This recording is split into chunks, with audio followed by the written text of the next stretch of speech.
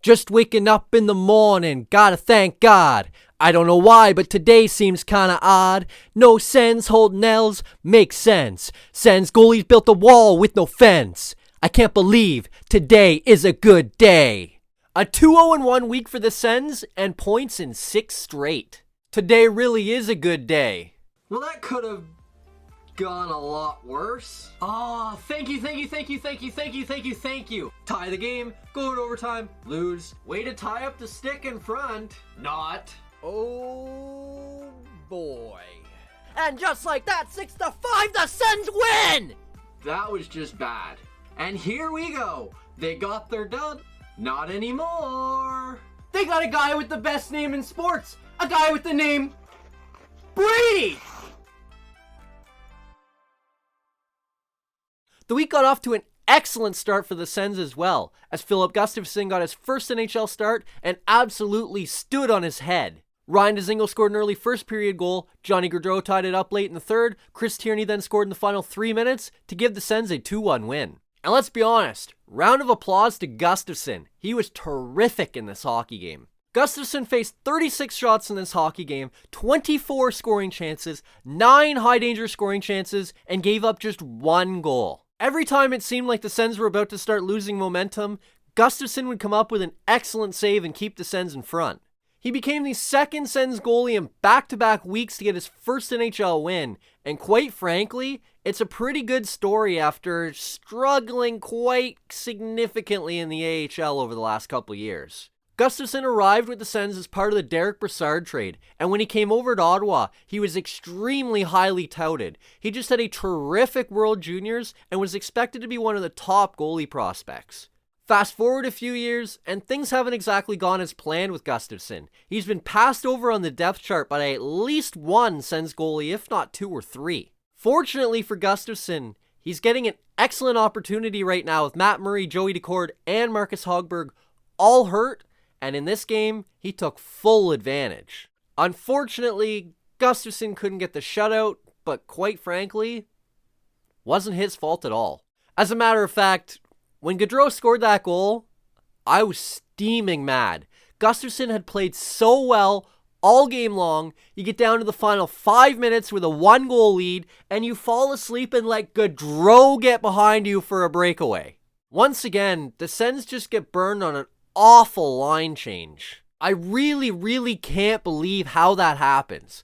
How, with a 1-goal lead? Gaudreau? Really? Thankfully, Tierney scored late, and the Sens got the win anyway. And after playing well and getting his first NHL win on Monday night, Gustavsson was back in goal on Wednesday and did it once again. Mark Giordano blew a point shot off the pants of Alex Formenton and by Gustavsson in the second period, but that was the only damage the Flames would be able to cause, as the Sens came back with 3 third-period goals and won the game 3-1. And after goals in 3 of his first 4 games, Tierney went 29 straight games without a goal before scoring the game winner on Monday and the game winner again on Wednesday. One of the big keys for the Sens this season was getting some secondary scoring. You're seeing a lot of scoring from the kids. Shabbat's getting points, Kachuk's getting points, Norris, Stützle, Batherson.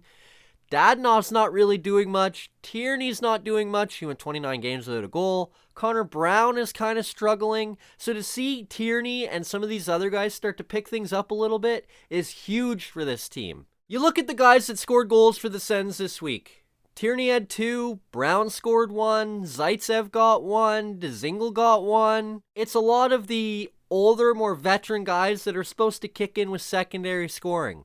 You saw that in this game against Calgary. It's no surprise they won that game. And it's no secret why they won 2 out of 3 this week as well. It's really great to see that secondary scoring. In addition to that, the goaltending this week was terrific. Gustavsson was excellent in goal once again, and the Sens really needed that.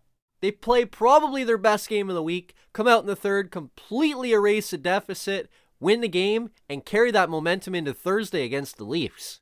And with the Sens on the second night of a back-to-back, they give Gustafsson the night off and turn to their fifth-string goalie, Anton Forsberg. In his first game in over a calendar year, Forsberg is absolutely terrific for the Sens, making 38 saves as he gives up goals to Spezza and Mikheyev in regulation, while Connor Brown and Alex Formenton get gift goals from Jack Campbell in regulation. The game goes to overtime. Chabot has an awful giveaway. Justin Hall buries one by and has sprawled out Anton Forsberg, and the Leafs win 3-2 in overtime. I can't lie. I came into this contest expecting the Sens to get pounded.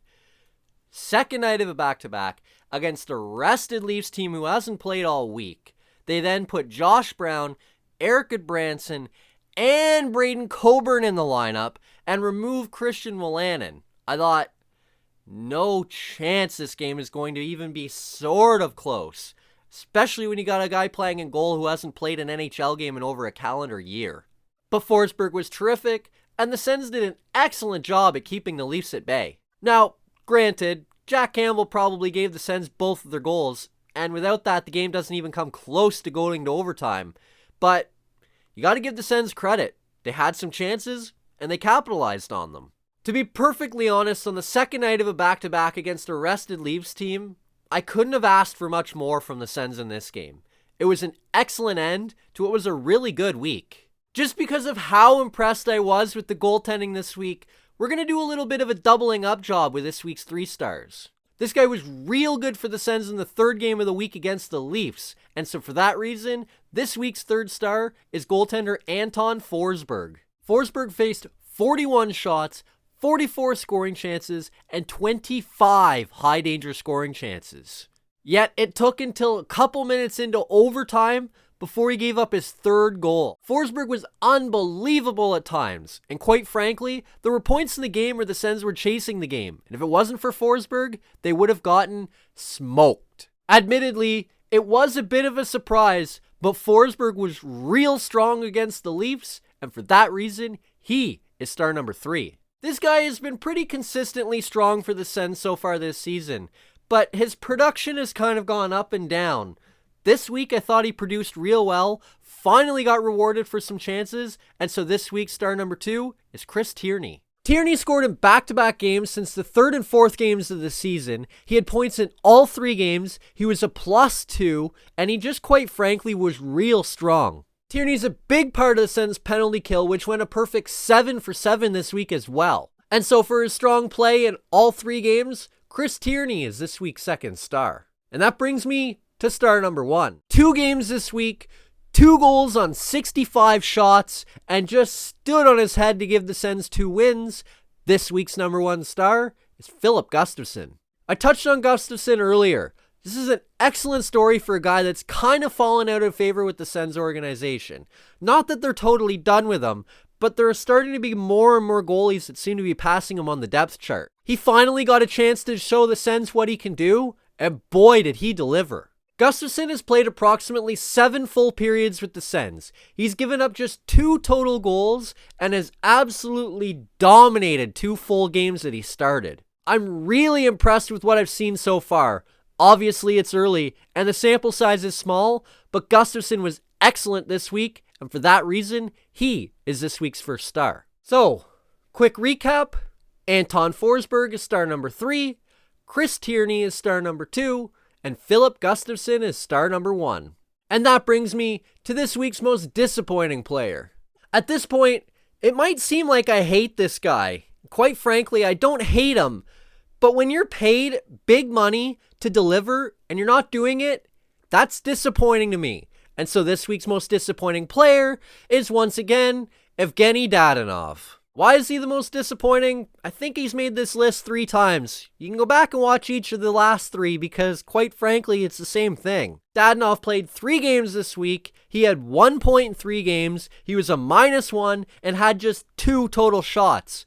Oh, and by the way, he played 16 minutes a night. That's 48 minutes of hockey over 3 games, and he managed 2 shots. Quite frankly, he just didn't stand out to me at all this week. For a guy that was brought in on a big contract to produce some big points, especially on the power play, where he still only has 1 point, by the way, just not good enough, And so this week's most disappointing player is once again Evgeny Dadonov. So that brings me to the week ahead for the Sens. And, well, to be perfectly honest, I don't even know if the Sens are going to have a next week. Sens are scheduled to play Montreal 3 times this week. At Montreal on Sunday, at home Tuesday, and at home Thursday. Well, the Canadiens are currently in COVID protocols. Sunday's game has already been postponed, and there's questions about whether Tuesday and Thursday's games will happen as well. At this point, those games are scheduled, but a lot could change between now and Tuesday. So, assuming those games happen, what kind of a matchup are we looking at? Well, the Sens are 3-2 against the Habs so far this season, but they're 0-1 against the Habs since Dominic Ducharme took over as head coach. That's also the only game so far this season that was decided by more than 1 goal. If the Sens have any advantage, it's the fact that they haven't been sitting around at home on COVID protocols, not able to do anything for the last week. So I think the biggest thing for the Sens, especially in the first game on Tuesday, if it happens, is to jump on Montreal early. They're going to be rusty. If you can get out to a quick start, you might be able to make a big enough lead that even if the Habs get in the game, they can't come back. And then they finish the week Thursday. Again, we'll see. And if those games don't happen, well, I'll have to see what I can do about a video for next week. If they don't happen and you have any ideas, let me know down below. That's it for this video. Hit like if you liked it, subscribe to the channel if you haven't already, share it with anybody you know, and let me know down below. What did you think of the Sens from the last week? Do you think they're going to get any games this week? Let me know, and we'll see you next Saturday after possibly 2 Sens games.